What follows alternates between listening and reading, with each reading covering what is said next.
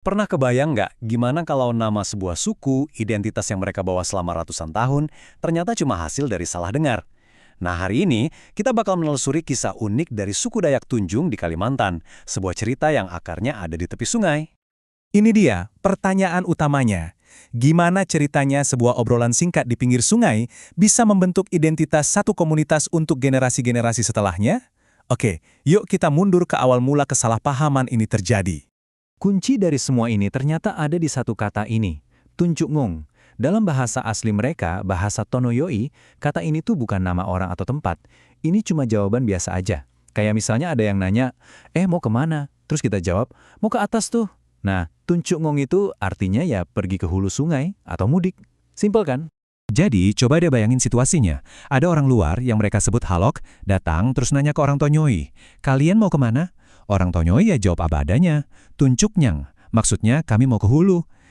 Tapi si pendatang ini salah dengar. Kata penunjuk arah itu malah dikira nama suku mereka. Dari tunjuk nyang yang salah didengar inilah, lahirlah nama Tunjung yang kita kenal sampai sekarang. Oke, jadi kalau Tunjung itu nama yang salah kaprah, terus nama asli mereka apa dong? Nah, sekarang kita bakal bongkar identitas asli mereka. Nama yang mereka pakai untuk menyebut diri mereka sendiri. Nah, disinilah bedanya kelihatan banget. Di satu sisi, ada nama Tunjung, yang lahir karena kebetulan, karena salah dengar di pinggir sungai. Tapi di sisi lain, ada Tonoi, nama asli mereka. Dan ini bukan cuma sekedar nama panggilan loh. Ini tuh bagian dari nama panjang yang punya sejarah dan makna yang dalam banget. Kalau kita gali lebih dalam lagi, akar budaya mereka itu kuat banget. Salah satunya terikat sama mitos kuno yang namanya legenda Temput Nan. Dan ini bukan cuma cerita pengantar tidur biasa ya, ini tuh dasar dari cara mereka memandang dunia, yang ngejelasin asal-muasal langit, bumi, sampai kerajaan Dayak pertama di wilayah mereka. Cerita mereka ini juga nyambung ke sebuah narasi yang lebih besar, yaitu soal migrasi. Para ahli sejarah percaya nih, sama seperti banyak suku Dayak lainnya, nenek moyang mereka itu melakukan perjalanan jauh banget dari daerah Yunan di Tiongkok Selatan, sambil bawa tradisi dan ilmu pengetahuan mereka sampai akhirnya menetap di Kalimantan. Sekarang, kita lihat yuk, di mana sih sebenarnya cerita ini terjadi? Di mana tanah air yang membentuk komunitas ini? Rumah mereka itu ada di pedalaman Kutai, Kalimantan Timur.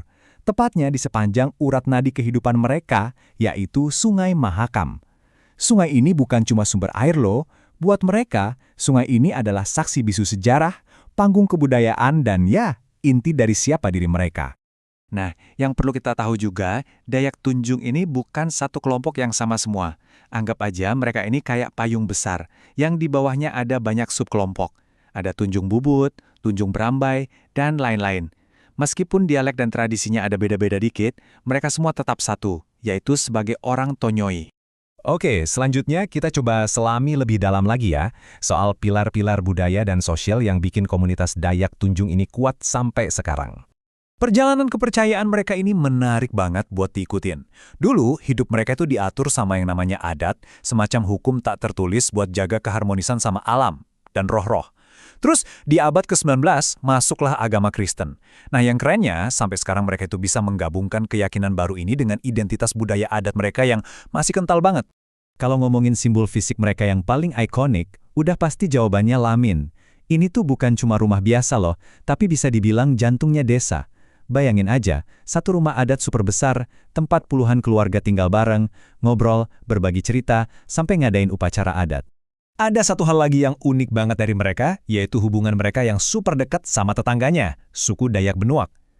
Saking dekatnya, saking eratnya, mereka tuh sering dianggap jadi satu kesatuan, Tonyoy Benuak. Ini bukti kalau hubungan budaya dan kekerabatan mereka itu luar biasa, jarang banget ada yang kayak gini. Nah, setelah kita jalan-jalan ngelihat asal-usul, tanah air, sampai budayanya, sekarang yuk kita balik lagi ke titik awal kita tadi, soal warisan dari sebuah nama. Jadi, perjalanan kita ini membawa kita dari Tunjung, sebuah nama yang lahir cuma karena kebetulan, ke Tonyoi, nama asli mereka yang penuh sejarah. Ini jadi pengingat yang kuat banget ya. Kalau identitas itu mungkin bisa dikasih label sama orang luar, tapi pada akhirnya yang nentuin ya diri kita sendiri. Dan ini membawa kita ke satu pertanyaan terakhir buat direnungkan. Kalau sebuah nama aja bisa lahir dari cerita yang salah, terus apa dong yang sebenarnya mendefinisikan suatu kaum atau suku? Apakah nama yang dikasih orang lain? Ataukah semua cerita, tradisi, dan hubungan yang mereka bangun sendiri dari generasi ke generasi? Coba kita pikirin bareng-bareng.